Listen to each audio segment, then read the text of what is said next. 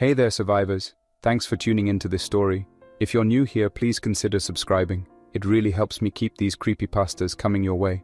And while you're here, let me know in the comments where you're listening from. Now let's dive into the story. I've never been the type to pay attention to every alert that pops up on my phone. Like most people, I get weather notices, random news headlines, and occasional test messages from the local authorities. They're usually loud, jarring, and impossible to ignore. But on the night everything changed, I received an alert so quiet and fleeting that I almost missed it. In fact, if I had blinked a second longer, or looked away from my phone for just a moment, I probably wouldn't have seen it at all.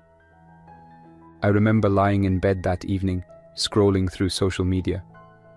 It was the kind of mindless scrolling we all do. My feeds were full of random posts, cute pets, vacation photos, and memes. The day had been uneventful, so I was looking for a bit of distraction before turning off the lights.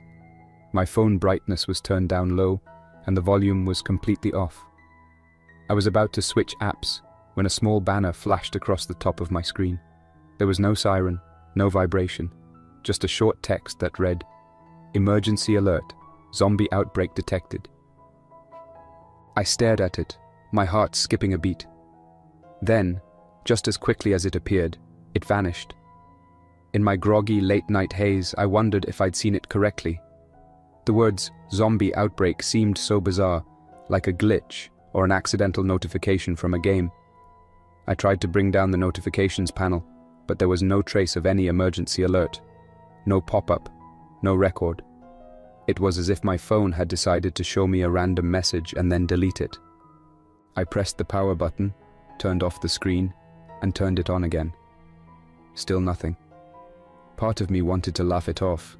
After all, that phrase, "zombie outbreak detected," had to be some joke, right? We've all seen those fictional announcements in pranks or during Halloween. But something about that silent alert made me feel uneasy. My stomach turned, and a cold sweat prickled at the back of my neck. Eventually, I tried searching online for zombie outbreak, but all I found were old movies, viral marketing hoaxes, and a few discussion boards that didn't seem relevant. No major news site was reporting anything unusual. A little embarrassed by how spooked I felt, I locked my phone and forced myself to close my eyes.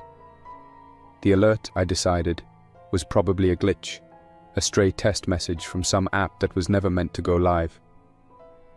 I must have drifted off because the next time I opened my eyes, it was early morning. Sunlight peeked through the blinds, painting long rectangles on my bedroom wall. I checked the time. It was past my usual wake-up hour. I had overslept by nearly an hour. Panicked, I quickly got ready, skipping breakfast. My phone still showed no sign of that strange notification, but I couldn't shake the uneasy feeling as I headed outside. The first thing I noticed was the eerie stillness of my street. Normally, there was always some activity. Neighbors starting cars, dogs barking, the distant hum of garbage trucks on a weekday. But that morning, the air felt heavy. I saw a few houses with wide open front doors. One car was halfway out of a driveway, with the driver's door ajar, engine off, as if the person had left in a hurry or was interrupted. I looked around for any sign of life. No neighbors. Not a single pedestrian. Even the birds seemed quieter than usual, as though they sensed something off. My pulse started to race. I told myself it was only a coincidence. Maybe everyone in my neighborhood had left early for work or errands. Still, the open doors were hard to explain. Trying to maintain some sense of normalcy, I got into my car and began the drive to my office downtown. The roads were unusually clear for a weekday. Traffic lights kept switching from green to red with no vehicles waiting. I passed a few intersections where cars stood abandoned in lanes. Some had open doors, others had shattered windows. My rational mind struggled to stay calm. There was no radio announcement about an emergency, only static when I tried to switch to a news station. I pulled over near a corner store, thinking I could find someone inside, or at least see if it was open. The door was unlocked, and an empty cash register lay on the counter, its drawer pulled out. "Hello?" I called, stepping carefully through the doorway. The fluorescent lights flickered overhead, casting a sickly glow on rows of untouched shelves. There was no response, no beep from the scanners, no rustle of any person in the aisles. I moved past the front counter and saw a single plastic grocery bag on the floor. Canned goods and a loaf of bread spilled out, as if someone dropped it in a hurry. A chill ran down my spine. This did not feel right. I grabbed a couple of water bottles, leaving some money on the counter by habit, though I had a sinking feeling that currency might not matter much anymore. I hurried back outside, scanning the empty street. A gentle wind rustled some trash on the sidewalk, and in the distance I could hear what sounded like a faint siren. At that point, my instincts screamed that something huge was happening, something catastrophic that no one had prepared for. I fumbled for my phone, searching the official emergency services app, but there were no updates. It was as if the alert system had gone silent, or rather, as if it had never broadcast the message in the first place. I decided to call my mum, who lived in another state. The call rang endlessly before switching to voicemail. Same for a few close friends, no answer, just the dull, recorded greeting. Even the text messages I sent stayed marked as sending, never hitting delivered. With each failed attempt, I became more convinced that the quiet banner I'd seen in the middle of the night was no mere glitch. Maybe the government or authorities had tried to send out a warning but messed up. Instead of a proper siren, maybe only a handful of people got a silent banner that vanished. If that was the case, then most of the population might have had no idea about the danger until it was too late. As I drove toward downtown, the streets grew more chaotic. I passed intersections with cars that had collided, doors wide open, and not a single person in sight. My fuel gauge dipped below half, making me nervous. At one point, I saw a bus parked at an angle, hazard lights still flashing. The bus was empty except for a single shoe lying on the steps. I told myself not to imagine the worst. I told myself that maybe everyone had evacuated in an orderly way, but the city's silence was anything but orderly. It felt like the aftermath of something abrupt, like people had just dropped what they were doing and disappeared. At last, I saw another person, a lone figure in the middle of the street. Relieved to see a human being, I slowed my car and lowered the window. The figure was standing still with a torn jacket and a single sock on one foot. They faced away from me, unmoving. "Hey," I called out. "Are you okay? Do you need help?" They turned slowly. My relief evaporated. Their skin was very pale and their eyes looked distant. It was like they were focusing on something behind me, even though they appeared to be staring right at me. Their mouth hung open slightly, and they took a shaky step forward. My instincts screamed to drive away, but I hesitated. Maybe they were just hurt or in shock. Yet, the unsettling vibe was enough to make me press my foot on the accelerator again. The figure stumbled in my direction, arms raised as if trying to balance. A muffled groan escaped their lips. I'd seen enough movies to guess what might be happening, but experiencing it in reality was chilling. I couldn't believe it yet. Couldn't accept that a zombie outbreak was actually unfolding around me. Still, I rolled up my window, heart pounding, and drove on. After a few more blocks, I spotted another person, then another. Some were pacing frantically while others were crouched near sidewalks, making low, hollow sounds. I tried not to think of them as zombies, but nothing else explained the vacant expressions and jerky movements. I eventually turned onto the main avenue where my office stood. Usually that area was bustling with cars and pedestrians, but all I found were abandoned vehicles, some still running, headlights glaring into empty space. The office building itself had smashed glass doors, as if someone tried to force their way in or out in a panic. I stepped out of the car, noticing a few figures lingering near the building's entrance. They looked similar to the one I'd seen before, pale, unsteady, and seemingly unaware of anything but their next step. I had to decide whether to go inside or keep moving. I thought maybe I could find co-workers or rescue teams in there. Creeping past the broken glass, I slipped inside the lobby. My footsteps crunched on scattered debris. Posters urging "Stop the spread of infection" were displayed on the walls, but I didn't remember seeing them before. They looked newly printed, hastily taped up. I swallowed hard and looked around for any sign of normal life.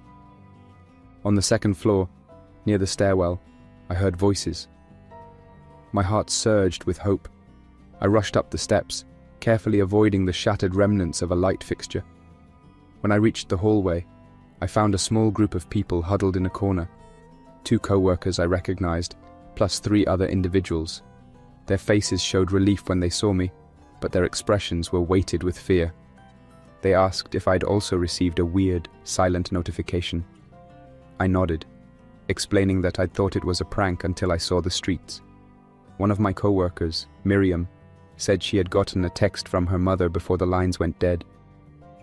It mentioned something about people acting strangely in the suburbs, neighbors wandering around with blank expressions, not responding to their names. Then all communication cut off. The others shared similar stories, a hush descending on the city, emergency alerts glitching or appearing and vanishing, phone lines failing. None of us had any official instructions on what to do next. One person suggested heading to the nearest hospital, but another argued we should stay put. That was when we heard a dull thumping from the floor below. Something, or someone, was moving in the lobby.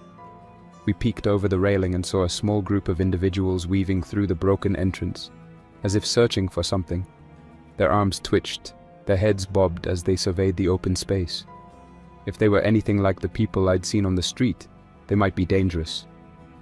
We made our way to a back office, where we barricaded the door with tables and chairs. The only window overlooked a narrow alley, which was empty for the moment. We huddled together, exchanging whispered updates. None of us knew exactly how widespread this event was, only that something big was unfolding, and we had practically no guidance. Miriam checked her phone again and gasped. She had found an odd app icon that hadn't been there before, an official-looking symbol with emergency services written beneath. When she tapped it, the screen went white for a moment, then displayed a single line of text. Alert. Outbreak in progress. Seek shelter immediately. No further details. No instructions on how to protect ourselves. Just the confirmation that an outbreak was real. The word zombie wasn't in the app, but we all knew what was implied. Time seemed to blur as we stayed hidden in that office. The overhead lights flickered, and occasionally we heard scraping outside the door. We muted our phones to avoid any noise. From the small window, we could see shadows moving in the alley, people stumbling, occasionally bumping into walls or trash bins. Some were hunched over, but we couldn't tell what they were doing. Hunger and thirst eventually forced us to move. We had a limited supply of snacks from a vending machine and a few water bottles. After some debate, we decided to look for safer shelter. Our office building had too many entry points, and we weren't sure how long we could stay barricaded. That was when we realized we had no idea where safe might be. We debated heading to a police station or a fire department, but no one was certain if emergency services were operational. In the end, we agreed on a plan. We would quietly exit through the back alley, avoid the main roads, and look for any sign of a functioning shelter or a group of organized survivors. We moved slowly down the staircase, scanning each floor. Most offices were deserted, with overturned chairs and spilled coffee cups. The air felt stale, as if the ventilation had stopped circulating properly. A musty smell clung to everything, and we tried not to dwell on what it might mean. When we reached the alley exit, we carefully pulled the door open. A narrow strip of daylight lit the ground, revealing a path littered with cardboard boxes and leftover trash. We stepped outside, staying low. The city around us looked post-apocalyptic, and yet it had only been a single day since I first saw that silent alert. It was astonishing how quickly everything had descended into chaos. The group split into pairs to search the nearby area, agreeing to meet back in 10 minutes. My partner was Miriam. We stuck to the edges of the alley, peeking around corners. Occasionally, we'd glimpse one of those distant figures, moving between buildings. They never seemed to run. Instead, They walked with slow, awkward steps, as if navigating a dream. We explored a convenience store across the street, rummaging for supplies. The lights inside flickered, and the place smelled damp. We found a couple of sandwiches, water bottles, some medical supplies. Miriam grabbed a small flashlight. We packed everything quickly and returned to the alley, relieved to find the others had come back too. They'd discovered a pickup truck with its keys still in the ignition, parked around the corner. It had a half-full gas tank. It might be enough to get us out of the city center, which seemed to be the worst place to be right now. Driving proved nerve-wracking. Every block presented more signs of sudden abandonment. Cars crashed into light poles, store windows shattered. We passed a city bus that had veered onto the sidewalk, its side scraped against a building. The entire place felt suspended in a moment of panic that had ended before we arrived, leaving only traces of disarray. We tried not to think about the people we occasionally saw on the sidewalks or in doorways. Some stared blankly, others turned to follow the truck with slow, mechanical steps. We didn't see many gatherings of them, which was a small relief. The few we did see didn't attempt to rush the vehicle. That almost felt worse in a strange way. It was as though they were operating on an unspoken directive, only reacting if we got too close. At one point, we found ourselves stuck behind a line of abandoned cars on a narrow side street. We had no choice but to stop. One of those blank-eyed individuals was nearby, and we held our breath as it trudged past. It never looked directly at us, never acknowledged our presence. Once it disappeared around a corner, we managed to maneuver around the cars and continue. Eventually, we reached a residential neighborhood that looked slightly less affected. Some houses had boarded up windows, and we even spotted a hastily painted sign reading, "We are still here, stay away." That message was enough to keep us from knocking on their door. We continued to the end of the street and found a school that appeared mostly intact. Its gates were locked, but the fence wasn't too high. We scaled it, carefully helping each other over. Inside, the courtyard was littered with papers and backpacks. It looked as though students and teachers had left in a hurry, or maybe they never arrived. In the central building, we discovered a sturdy cafeteria. The kitchen had non-perishable food, enough to last for a while. We began clearing a small area to sleep in, blocking off the main entrances with chairs, tables, and anything else we could find. The place had large windows, so we needed to be careful about light. Over the next few hours, we took turns keeping watch while the others tried to rest. Even though we were exhausted, sleep didn't come easily. Every creak of a floorboard or distant shuffle set our nerves on edge. Our only connection to the outside world was the occasional faint siren echoing from who knows where. During my shift on watch, I checked my phone again. The official emergency services app still showed the same message. Alert. Outbreak in progress. Seek shelter immediately. There were no new announcements, no updates on how widespread this was, no guidance on whether help might be coming. By the next day, we began to see signs that other people had the same idea about the school. We spotted movement in a far wing of the building, silhouettes darting behind windows. We weren't sure if they were infected or uninfected survivors, and honestly, none of us wanted to go investigate. We barely had enough supplies, and there was a real fear that if those silhouettes were people who had changed, they could be drawn to our presence. Strangely, none of us had seen another official broadcast. No loud announcements, no instructions beyond that initial glitchy alert and app message. It was as though the entire emergency system had failed in the moment the world needed it most. The quiet, fleeting banner that many never even saw was the only real warning.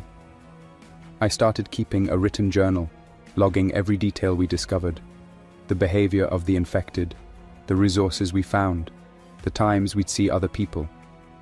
It felt important to record these events in case we found a safe zone or in case someone else stumbled across our group. One entry read, Day 2, condition outside remains very still. Minimal signs of active infection near the school, but the city seems deserted.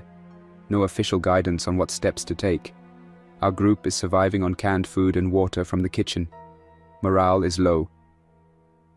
Another entry a few hours later simply read, "We heard voices in the hallway. Couldn't tell if they were human or not. We stayed silent." By the third day, we had to assume we were on our own. The city, from the glimpses we caught out the windows, was turning into a place where anything could happen. Occasionally, we saw people hastily moving down the streets, some carrying bags or makeshift weapons. Sometimes they noticed us peeking through the windows, and our two groups would just stare at each other for a moment before moving on. We realized we needed more supplies, especially clean water. A plan formed to venture out in pairs to gather essentials. We argued about it. Some thought it was too dangerous. Others said we had no choice. In the end, we agreed that searching for more resources was worth the risk. Our small group split up the tasks over the next several days, scavenging from local shops, searching nearby houses for anything useful, and keeping watch at the school. We stayed connected via a few walkie-talkies we found in a security guard's locker. On one of these outings, I found a phone on the ground near a damaged car. The screen was shattered, but it still showed a notification from an unknown sender, repeating the words, "This is real. Seek shelter. Avoid infected." It was a chilling reminder that someone else had tried to warn others. Every passing hour brought more questions. We didn't know if there was any central government left, any rescue operations, or any safe havens. We held on to hope that maybe help would arrive, but a growing part of me sensed this was the new reality. Soon we noticed an odd pattern. The infected seemed to gather silently at night, almost as if drawn by a signal we couldn't perceive. In the darkness, we'd hear quiet shuffling outside the school gates, followed by heavy stillness. If they heard movement or saw a light, they might investigate, but they never broke in aggressively, not yet. No matter how many times we witnessed them, it never felt normal. Their presence was an unsettling constant, a reminder of how quickly life had upended. None of us slept well. The nightmares of seeing silent phone alerts and deserted streets haunted us even when we closed our eyes. Days stretched on. We marked our time by the fading sunlight through the tall cafeteria windows. Supplies dwindled, and each foraging trip became more challenging. The infected roamed more frequently, and we sensed that our hideout, while secure, was becoming more conspicuous. Eventually, we had to make a hard decision. Should we stay here and hope help would eventually arrive, or try to move on, looking for a rumored safe zone? Rumors were all we had, quiet whispers passed along by the occasional traveler who managed to slip away before the infected appeared. We heard about a place outside the city, possibly a makeshift shelter in an old warehouse, but no one could confirm its exact location or if it was truly safe. That brings me to now. As I write this, the sun is setting. The cafeteria is bathed in an orange glow, and we've just finished rationing what remains of our canned goods. We're planning another supply run in the morning, or maybe we'll pack up and leave for good. The infected outside have grown more numerous in recent nights, and their soft moans echo through the hallways when they wander inside. We've been lucky so far. They haven't breached our barricade, but we can't rely on luck forever. I'm thinking back to that silent alert on my phone. How many people never saw it at all? How many were completely caught off guard? Even now, I check my phone every hour, hoping for a real message from emergency services, something more than that single line. The battery is low, so I conserve as much power as possible. I sometimes wonder if other pockets of survivors out there are doing the same, clinging to their last bits of battery life, praying for an update that might never come. Outside, the wind kicks up, rustling the trees in the courtyard. The school hallways are dark, but we hear occasional footfalls. They're close by. We've dimmed our lantern to a faint glow, trying not to draw attention. It's a fragile piece. One wrong move, one accidental sound, and we might face a situation we can't handle. Yet, there's a flicker of hope in our little group. We trust each other, and we're determined to do whatever it takes to adapt and survive. We may be cut off from the world, but we still have each other to lean on. The human spirit, as cliché as it might sound, feels unbreakable when we band together. We don't know how this will end, or if it will end at all. Perhaps rescue teams will sweep through someday, rounding up survivors and restoring order. Or maybe we'll slip out under the cover of darkness, quietly forging a path to a safer place. The truth is, we can't predict tomorrow. For now, we wait behind these barricaded doors, listening to the distant shuffle and hoping that the next sunrise brings us one step closer to answers. My phone still has that lone, silent message in my memory, forever etched into my mind. Emergency alert, zombie outbreak detected. No siren, no alarm, just a whisper of a warning that might have saved my life, or perhaps simply prepared me for the unknown. Thank you for listening. If this creepypasta sent shivers down your spine, don't forget to like and subscribe for more unsettling tales. Your support keeps this channel alive. Until next time, stay vigilant, and remember, curiosity can be quite the companion and sometimes a curse.